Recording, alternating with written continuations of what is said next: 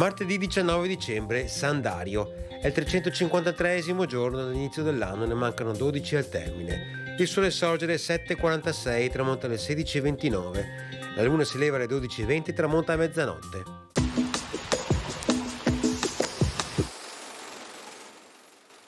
Il Regno di Svezia allaccia relazioni diplomatiche con la Serenissima e invia il suo primo ambasciatore nella nostra città. In precedenza, nel 1492, era già venuta un'ambasceria per copiare gli statuti e le leggi della Repubblica, ancora oggi, in parte, in vigore in quel paese.